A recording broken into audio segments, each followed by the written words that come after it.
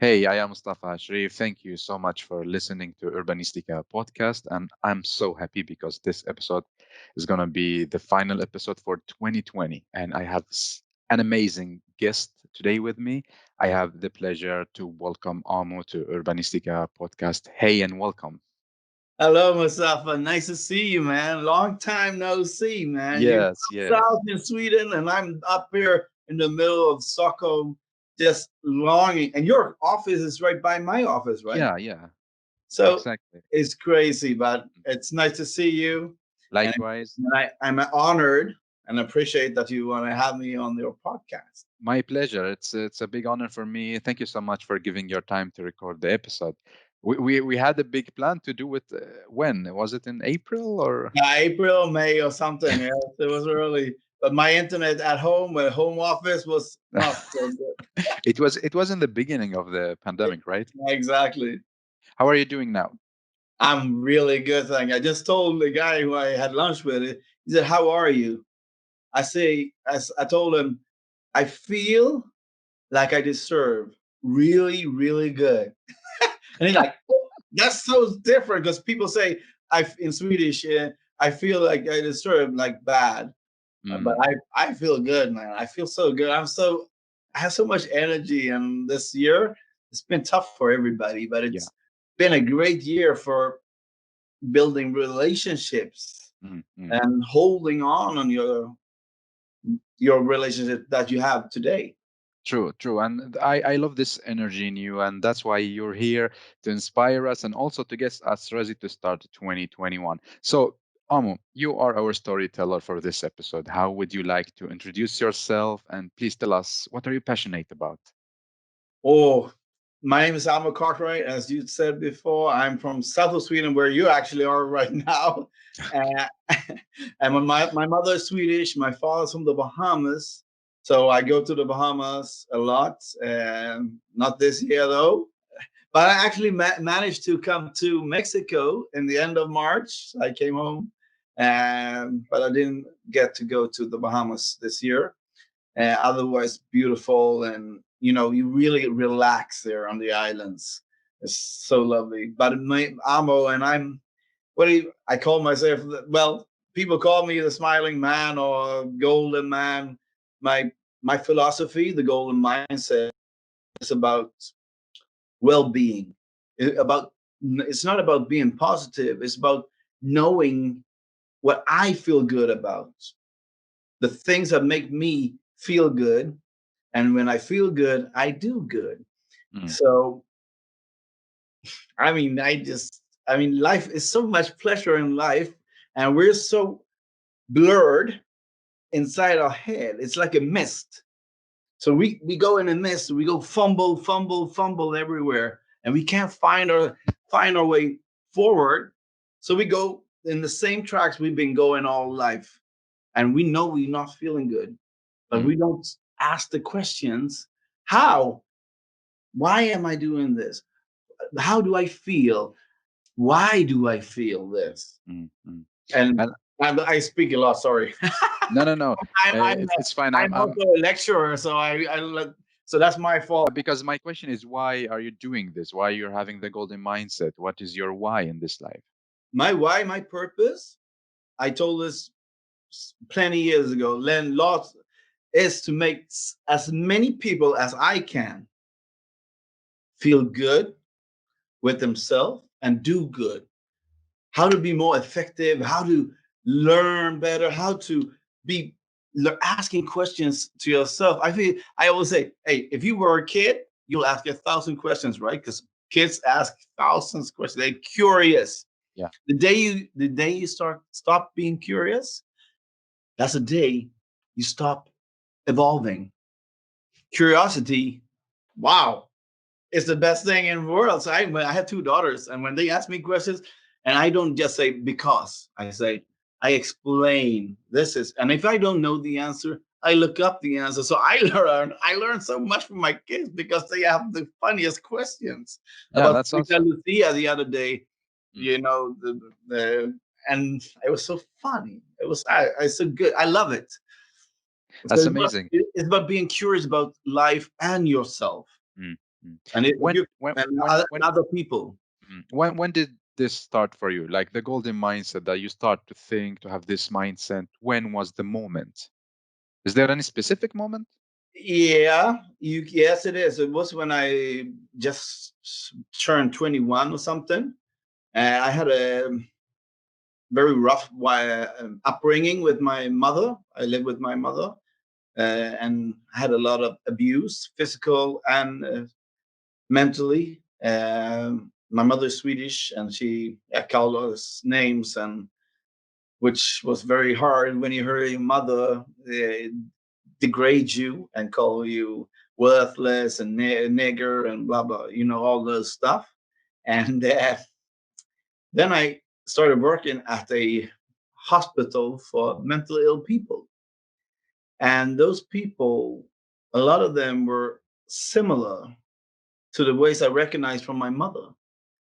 So I was started interviewing them as a sitting down, talking, being really curious. Again, curious. I always been asked a lot of questions,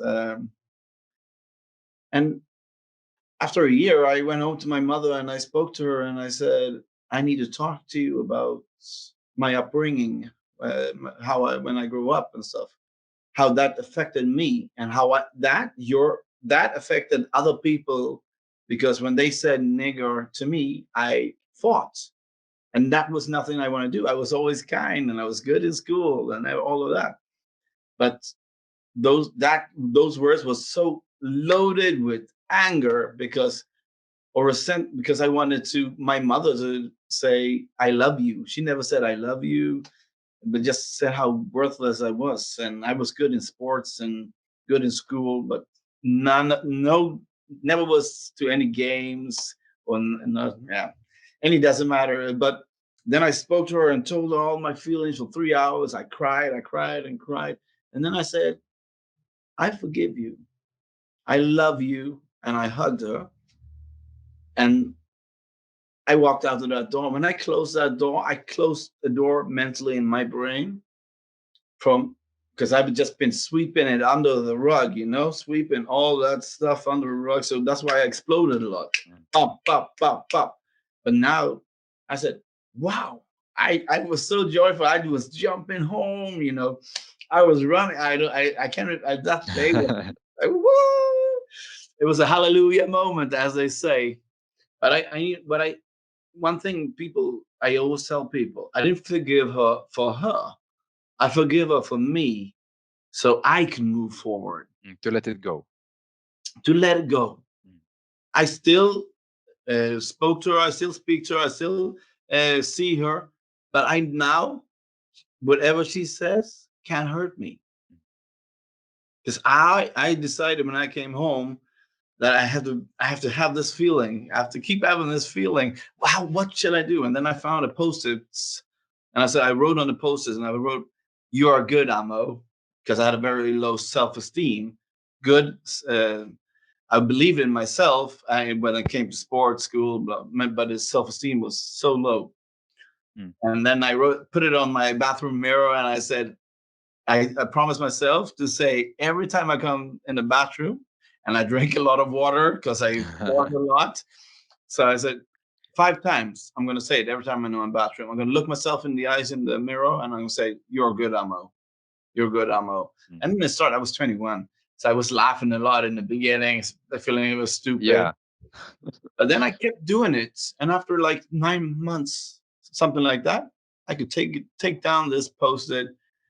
I felt like, wow. And I said, from this day on, I decide how I feel. Nobody else. Nobody else. Somebody calls me anything or says want to fight me or something. Hey, I feel good. How do you feel? So you own your own feelings. All the time. And that's the most important. I keep telling people that it's so important to recognize why do I get mad for these different type of stuff. Like I got mad for when people called me nigger. I could just ignore them before. I should have ignored them, but I didn't because it was so loaded because of my mother. Mm. So why do you get mad? Why do you feel this way when your girlfriend or boyfriend says like this? Mm. Maybe because something happened in your past with your parents or stuff like that. I mean, it's we have to ask questions about ourselves to ourselves. That's not being egoistic. It's being the egoistic thing is not to ask questions why I feel this way and why do I want this. It is the egoistic way is to be like you are, Yeah. not asking yourself questions because then you're just gonna, "Oh, I want this, and you're just gonna think about yourself while you say you think about others, but you don't really. Yeah. We are, Exactly. we Mm. all have an ego, and I have an ego. You have an ego, but it's how you talk to that ego that makes a difference. So I talk to my ego. I say, "Hey, you really need this? No, but I want this. Okay, Yeah. okay." So I know the difference. Exactly. Because in urban planning and planning cities, we have the hardware, like the buildings, the streets, and the Exactly. software, the people. Exactly. And we are focusing so much on the hardware, but sometimes, or maybe it's up to everybody, but I feel that we are forgetting about the software, the people. That's why you're here. So how especially now and during these times with the pandemic, how can we be like more in the good mood, less stressful, like keep the relationships? Give us some key elements. Well, I already gave you one key element is asking questions. What makes me feel good? And just don't answer, oh, a new car, a new clothes, new shoes. But really, what makes me happy? That doesn't cost like 1 cent. Oh, most of the time you have stuff, your family, your sister, your brother, your good friends, and appreciation. For I mean, I have a roof over my head. Now I'm in my at my office, but I still have a roof over my head. Every morning that when I wake up, since I was 21, I say this. Oh, I appreciate that I woke up. It's gonna be a beautiful day. I say this every morning when even today. That that even though I know it, I think it, I say it out loud. I appreciate that I woke up. It's gonna be a beautiful day. Because this is like a mantra. When I say it out loud, it becomes real. It's no mumbo jumbo. It's just like I feel like it's real. It's like if I tell you something, you're my good friend, and I tell you something, or I just think it, you won't understand. If I just think it, you won't really get it. No. Or I talk around it. But if I'm very direct at you, Direct. Yeah. boom, that hits you, man. It hits you, and the small things that you have today, appreciate that. Mm. It's so important. And I think especially Swedes have become better to with family, and like they weren't before, because Swedes yeah, they move out early, and mama and papa is not that important. You have your closest family, and it becoming more like you and me. Family is important, but it is. And you see people from um, South America, just South or the Caribbean or the Arabic countries, where family is so important. Lots, especially if you look at uh, people where money is not number one. I mean, maybe poor people. Let's say people who don't have it as good as we have. I mean, their family values. Wow. I mean, wow. Because they know they appreciate everyone. They're thankful. They have gratitude for what they already have, and yes, they want more maybe, but they are very grateful what they have today. That they are alive. They have each other. They help. Oh, it's beautiful. So one key element is also to appreciate what you have and be more connected to your people. Very yes, of course. I mean, we as human species, we are like a pack of wolves. We need each other. When if you get lost or you are alone, yeah, you can't be alone. The wolf always dies. I mean, if you don't find a new flock. Mm. So that's why we always want to find our flocks, even if we maybe don't like that flock. Maybe it's a racist group, for example, but I don't have anywhere to turn right now, and they giving me some love. So I'll just jump in there, but I'm not really a racist, but this or whatever. It could be a party of a social democrats, or Yeah. doesn't matter. You want to feel like you have any like you have value and that people appreciate you. Mhm. And how can we be less stressful in our cities? And now, not we are not really in the city. We are at our homes, working from homes, doing almost everything from home. How can we be less stressful? What do you have for advice for us? Give me an example of stress. Like during a normal working day, waking up, rushing to the PC, then you have your kids on the kitchen, they cannot go to school, and then things getting really escalated, and you get angry maybe when you talk to your kids, and maybe same to your colleagues in the mail, and even with yourself. Okay, well, it's pretty easy. I have two kids. I work from home at times. What I usually do is that I have a room where I do, and I know personally that my the 2 and 6 they will come knocking on that door sooner or later. So I always tell the meeting, my daughters might come and knock on the door, being honest, and that because everybody has an understanding now because everybody working from home. Yeah. So why should you get angry if there comes a kid into that room? Because everybody is in the same situation. It could happen. Yes, you're in a maybe important meeting, but make it like take away that feeling that it's something bad that happens if the kids comes in, and tell people, be direct. Like I said before, be direct with the people you're talking to. I have my kids at home today. I don't my husband or my wife ain't here, so they might come in here. Just so you know, I want to tell you beforehand. So hope you have understanding for that. Most times people have understanding, and if there's one or two who doesn't, well, I'm sorry for them. And honestly, because that stress is just built up because what is stress? Most of the time, stress is expectations of others. What Mustafa expecting of me now, I think that you're expecting this from me. So because of that, I stress myself up. Oh, I have to sit still in this chair. I have to do this. Hey, chill out. Ask Mustafa, what does he expect? What do you want from me? What's the way you think we have this meeting could be the best? If it's now a meeting, if we're talking about that, and and picking up now, I in Sweden you still have kids in school, so when you pick up at school, don't rush home, because who are you in a rush for? Because your kids, they're not never say, oh, I have to want to go home, I want to go home, I want to go home. They usually want to sit. They still want to be in school when you pick them up, and then you want to rush them home to make maybe food or dinner, but they get food and dinner in Swedish schools, and fruits and stuff. There's no rush.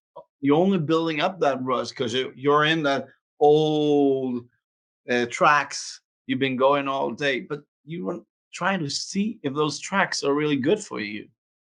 Asking questions again. Is it good for my children? When I stress, what happens with my children? Do they get stressed? And like you said before, stress makes you mad. It makes you forget stuff. That's not positive. I know that for sure. And you don't want to be like, oh, I have Alzheimer's already.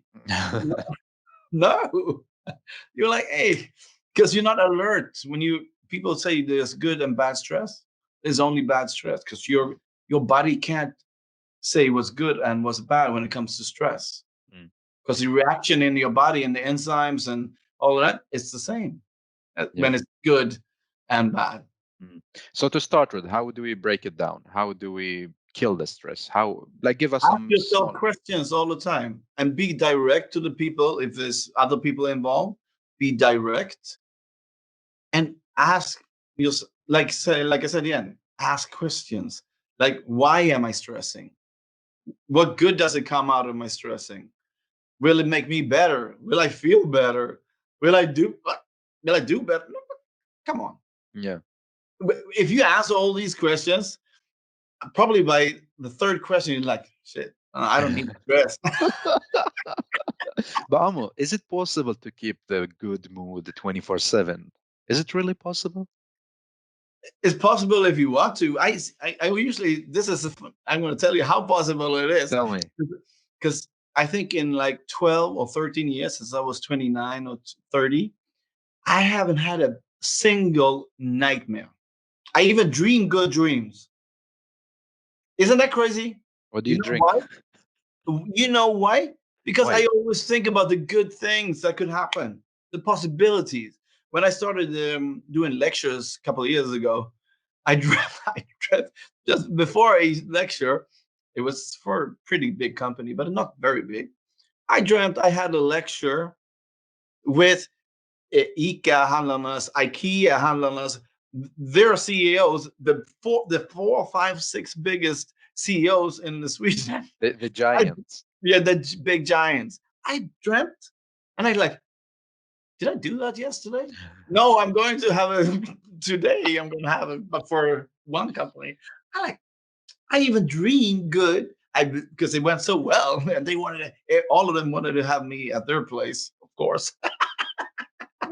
It's a positive, good dream. That's a go getter dream. Yeah. So it's about the mindset. It's all about what you talk, how you talk to yourself all the time. Everybody knows this.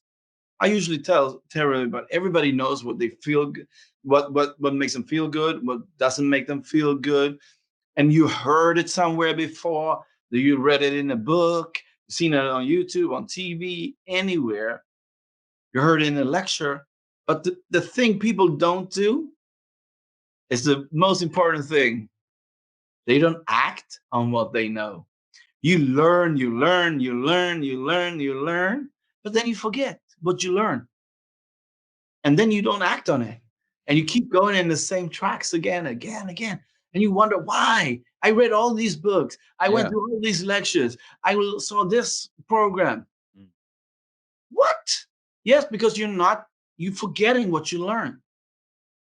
So they say knowledge is power. I say remembering is power. That's power. Yeah. So taking action, not only learning, but No, remembering what you learned and then put it into action. yeah, But without action, what happens? nothing, Nothing. nothing. Well, if I just sit on my sofa, like, hey, why is nothing happening? I'm doing so much thinking. Okay, nothing will happen. You have to put it into action. Yeah, yeah, exactly. And you're giving lecture, what kind of topics you're talking about and what kind of lecture you're doing? Well, I'm almost having a lecture right now, so it's something like this because I do.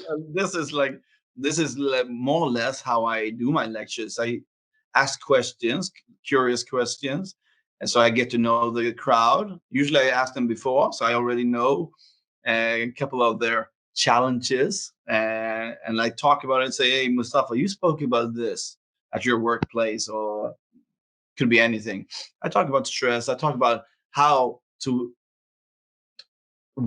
have more well-being in your life and how simple it is to actually do and act on what you remember, like I just said. Yeah, yeah. And now I'm Sometimes we very feel simple, but we forget.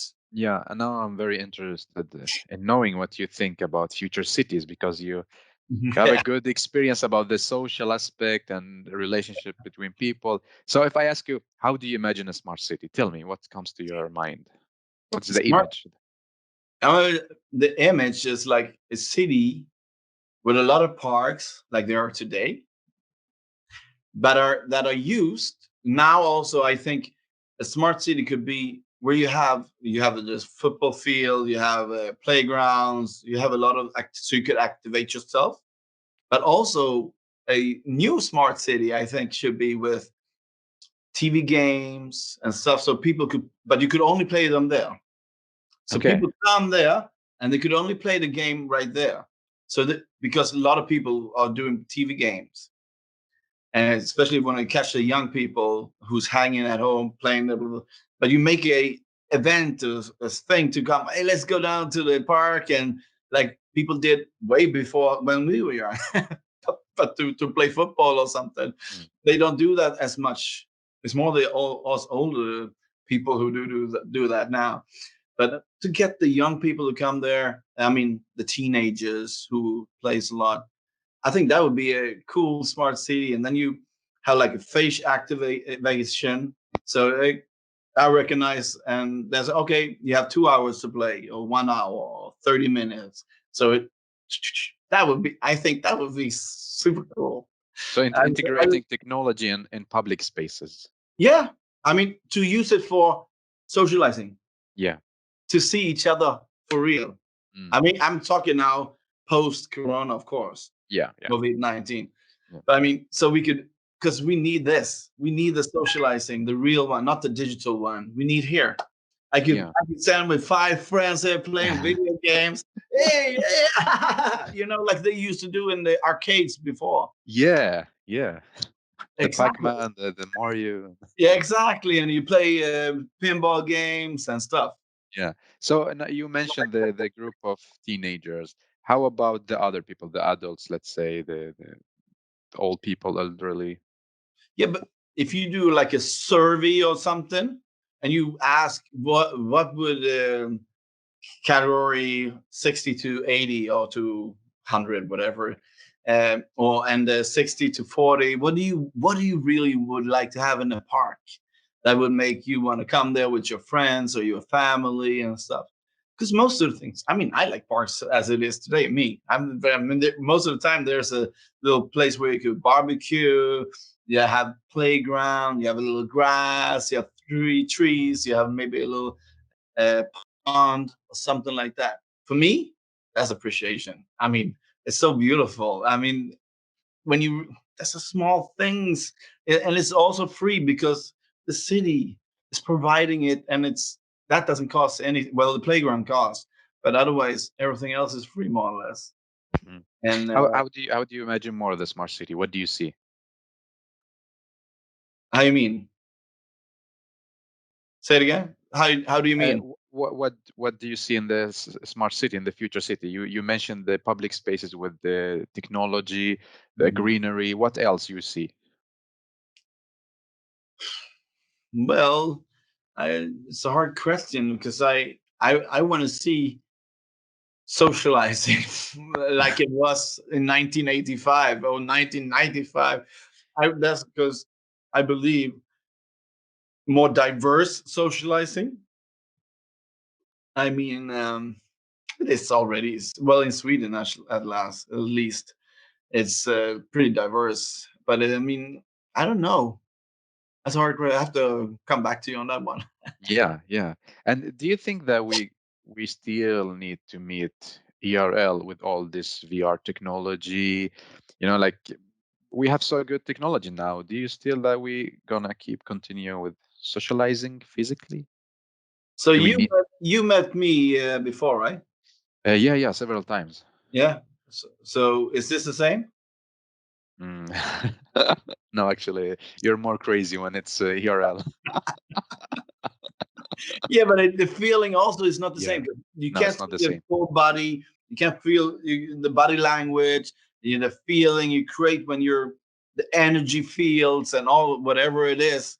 There's something that's different when you see somebody up like this. I mean, like close up. But maybe we didn't learn this, like creating feelings to the two-dimensional. What do you think? Or no, we No, no. didn't I learn. mean, I'm not. I'm for technology. This is really good, but it cannot be a substitute for meeting IRL. Mm. That's what I'm saying. We will always need IRL because without the social interactions between people, the real social interacting, we will get more mentally ill. We will have Mm. more people with depression, anxiety, and all of that. I wrote a little article about that, about how to win and feel good about in the pandemic. But the real thing is, well, I forgot. But what was it? What was I saying? You wrote an article. No, no. Before that, what was I saying? We need We each need other, to right? interact, yeah, with each other. Yeah, interaction. Exactly. Because we always need to be. a lot of people are social on social media, and very few are social IRL.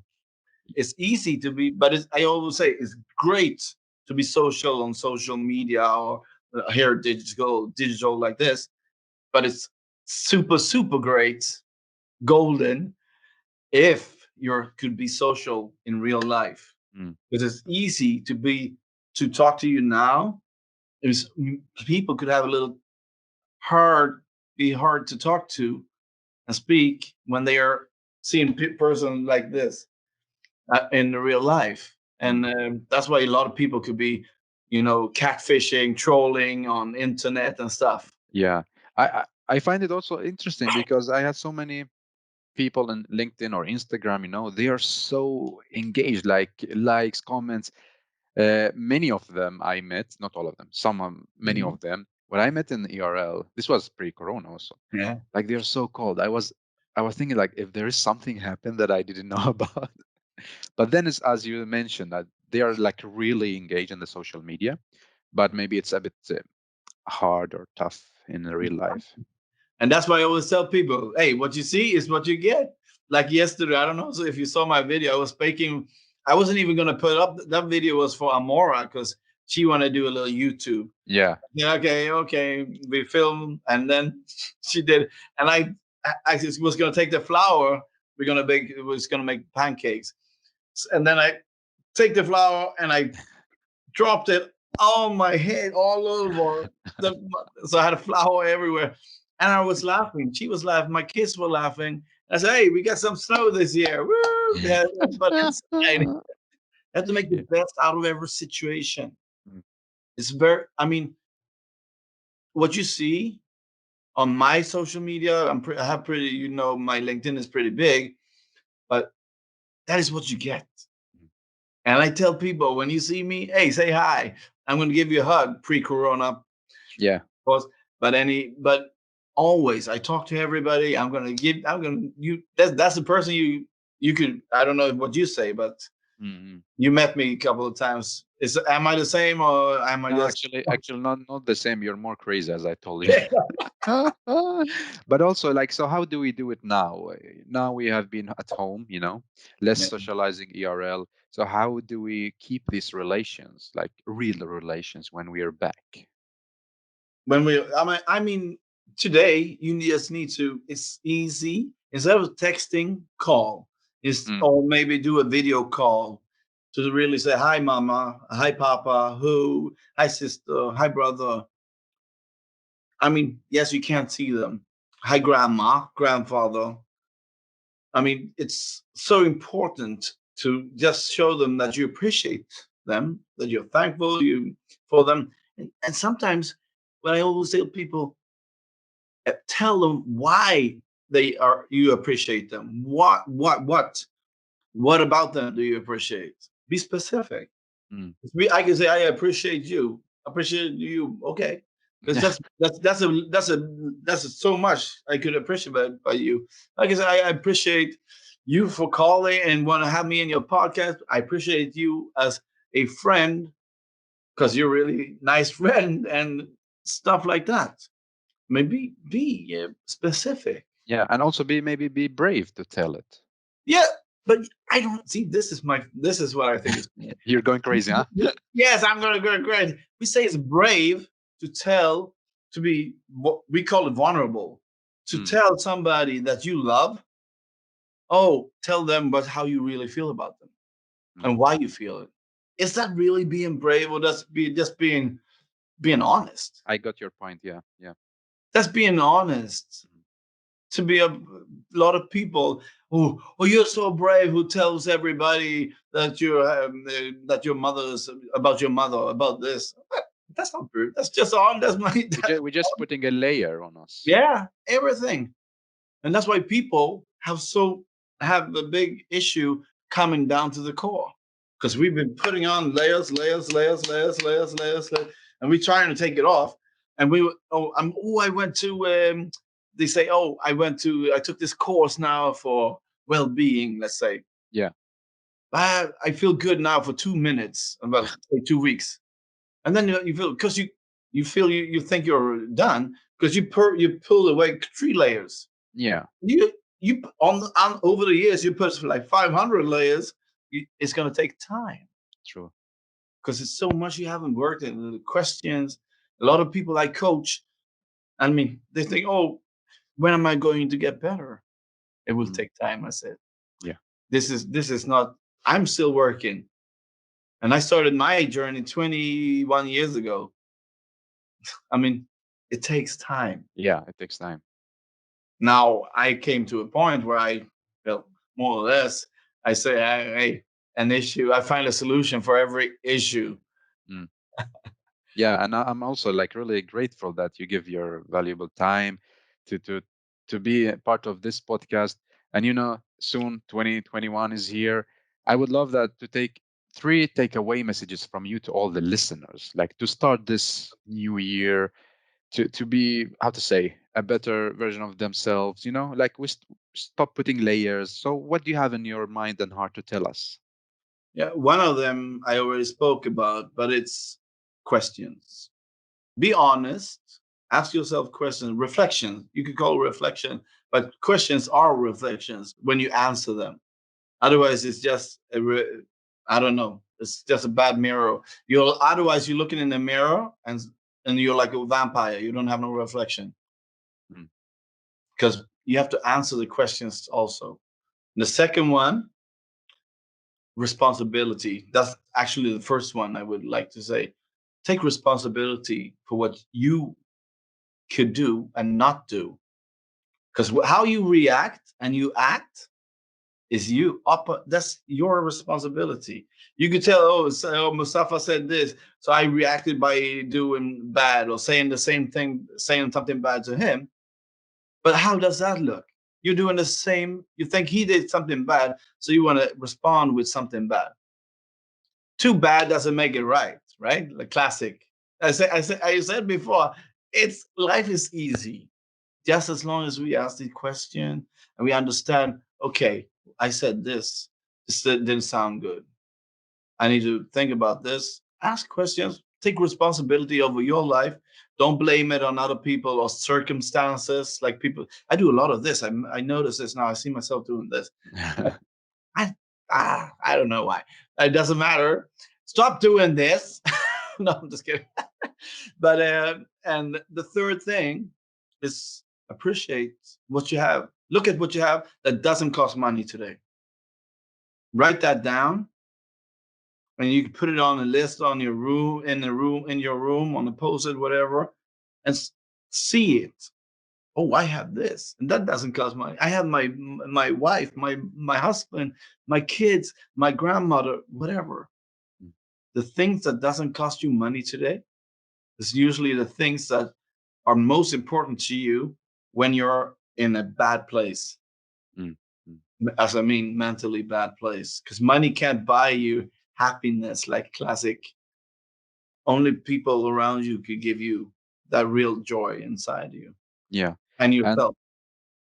And what kind of question that we should ask ourselves? You mentioned several in the beginning, but here Yeah. to summarize, tell me like some question that I will ask myself after this episode, and I will reflect and take action.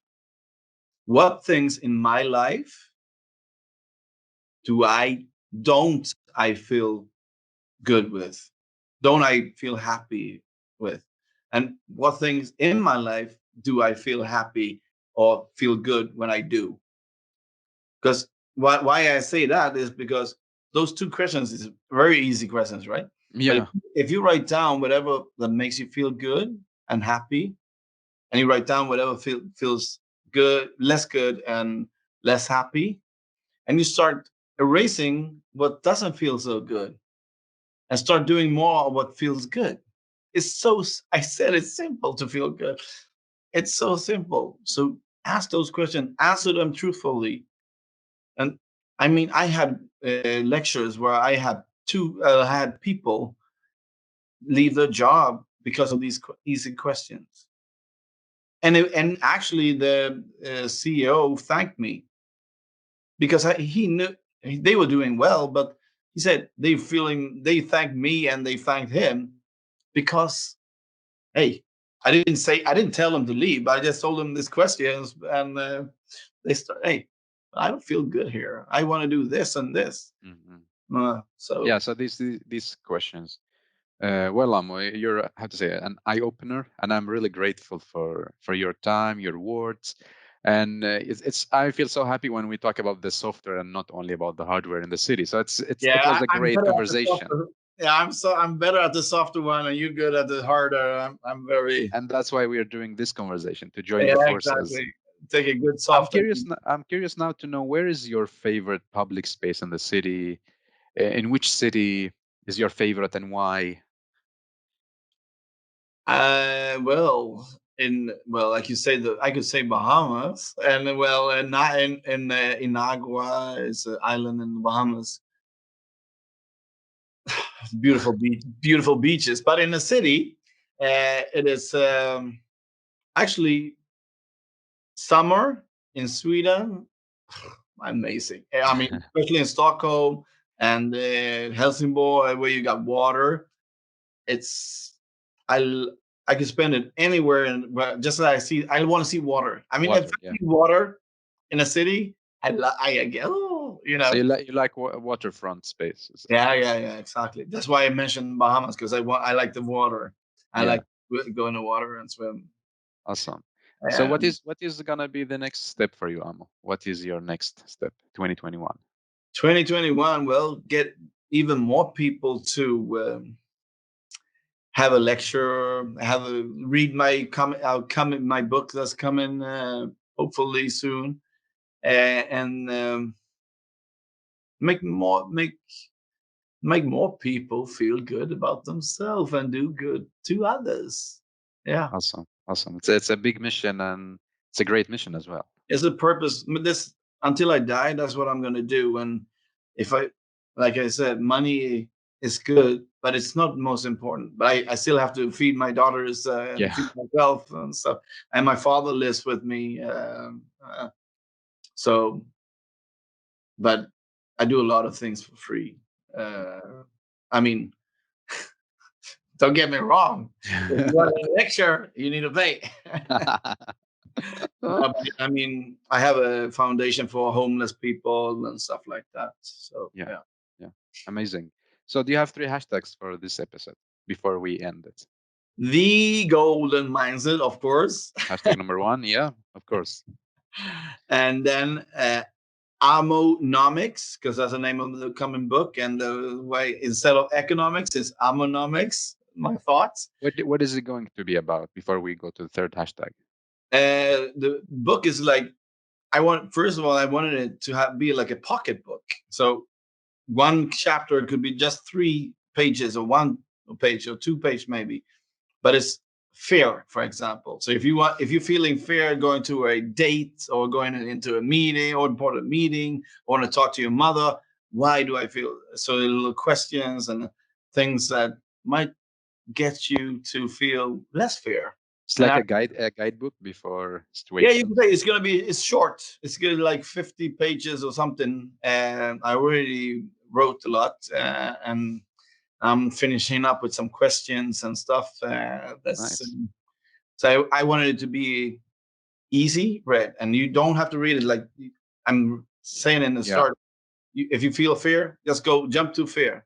If you feel happy or joyful, go to that space and Yeah, or yeah. Like each chapter for each situation. yeah, exactly. Very interesting book. And read it and read it and read it until you do. That's what I also say in the book. Because people, like I said before, people read and read and then jump, and then forget. Yeah. It's gonna be really interesting to read it. So the third hashtag gonna be? It should be Urbanistica podcast, right? Thank you so much. Well, Amo, I'm really happy again. Every time I'm so happy to talk to you. Thank you again for giving your valuable time for this episode. I appreciate that you want to have me on, who's not a urban living person. Well, I am urban living, but but know so much about it. So I really appreciate it. And it was a great conversation. And I spoke a little more than I used to, but that's good. So hopefully see you soon again in Stockholm. Yes, whenever you come to Stockholm, I come to Skåne. Yeah. Thank you, Amo. Appreciate it. See you later. Bye bye.